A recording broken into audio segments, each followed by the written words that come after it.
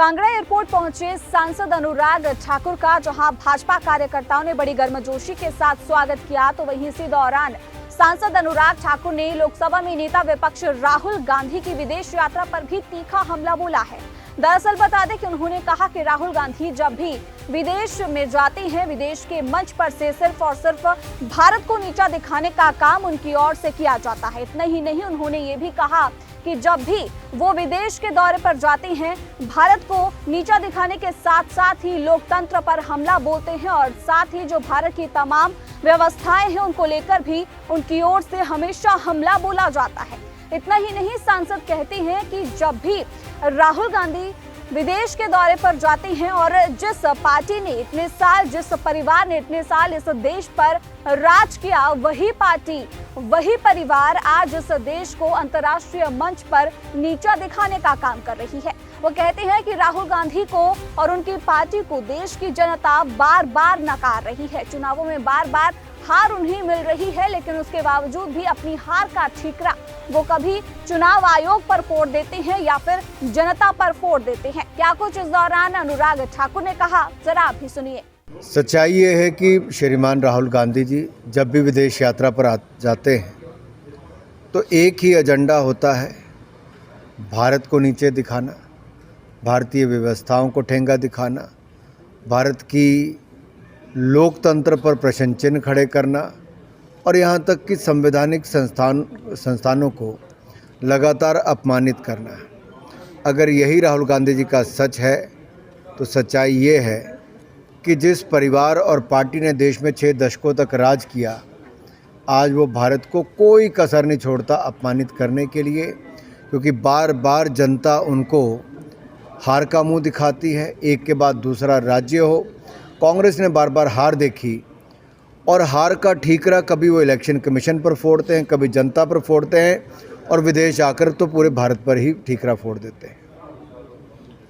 बात करें, दिल्ली पुलिस ने एक एफआईआर रजिस्टर की है आपके 3 नेताओं के अगेंस्ट। उन्होंने क्रिसमस को लेकर के एक विवादित पोस्ट शेयर की थी।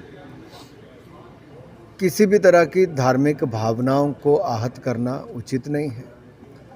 लोकतंत्र में आप विरोध करिए, विरोध का आपको हक है, लेकिन एक मजाक बना देना सेंटा क्लॉज का कहीं ना कहीं लोगों की भावनाओं को आहत भी किया है और नियम अनुसार पुलिस उस पर कार्रवाई भी करे।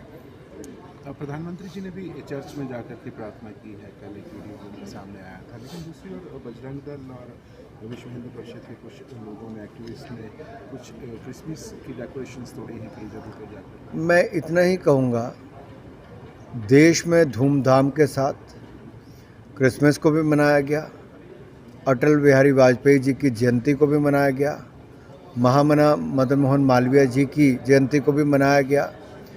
भारत में हर त्यौहार को, हर ऐसी महान विभूति जिसकी जन्म जयंती हो, उसको भी देश भर में मनाया जाता है। और कुछ लोग अगर उपद्रव मचाते हैं तो मुझे लगता है कानून अनुसार वहाँ की स्थानीय पुलिस को उनके खिलाफ कार्रवाई करनी ही चाहिए। अनुराग जी, आज आप हिमाचल दौरे पर आए हैं और वीर बाल दिवस के उपलक्ष्य पर एक कार्यक्रम में जा रहे हैं। क्या रहेगा और वीर बाल दिवस क्यों मनाया जा रहा है? पूरे देश भर के जनता के लिए, विशेष तौर पर बच्चों के लिए, युवाओं के लिए साहबजादों की शहादत बहुत प्रेरणादायक है। गुरुओं ने अपने बच्चों को भी देश के प्रति समर्पित कर दिया और इससे बड़ी कुर्बानी क्या होगी, आज देश के हर नागरिक को जानने की आवश्यकता है। और नरेंद्र मोदी जी की भाजपा एनडीए की सरकार ने इसको देश भर में पूरे धूमधाम से मनाया ताकि आज और आने वाली पीढ़ियों को बता सके गुरुओं के इतिहास को, साहबजादों के इतिहास को, मुगलों के खिलाफ किस तरह से लड़ाई लड़ी थी और अपने बच्चों की, साहबजादों की कुर्बानियाँ कैसे दे दी थी। यही नहीं, अगर आप देखेंगे अफ़गानिस्तान में भी जब तख्ता पलट हुआ तब भी वहाँ से गुरु ग्रंथ साहब को या सैकड़ों सिख परिवारों को सुरक्षित निकालने का काम नरेंद्र मोदी की सरकार ने किया। हेमकुंड साहब तक रोपवे बनाने का काम कर रहे हैं। करतारपुर कॉरिडोर हमने बनाया। 350वां गुरु तेग बहादुर जी का जहां ये वर्ष हम बड़े धूमधाम से मना रहे हैं, वहीं पे 550वां प्रकाशोत्सव गुरु नानक देव जी का हम लोगों ने मनाया। मैं इतना ही कहूँगा,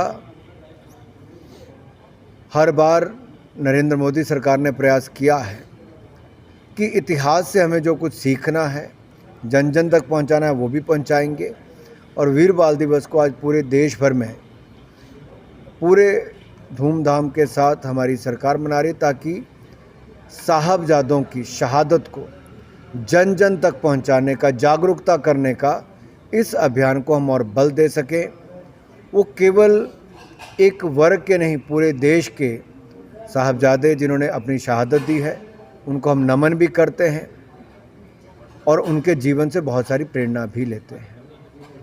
आईजीएम शिमला में जो डॉक्टर हुई है, इसके बारे में क्या है? मुझे लगता है उसकी गहन जांच भी होनी चाहिए और जो भी दोषी हो उनके खिलाफ कार्रवाई होनी चाहिए। किस कारण से इंसिडेंट हुआ मुझे जानकारी नहीं, क्योंकि कई बार सोशल मीडिया में थोड़ा सा ही दिखाया जाता है, पूरा घटना क्या हुई उस पर पता नहीं चलता, इसलिए उसकी डिटेल में जानकारी लेकर ही उचित कार्रवाई होनी चाहिए।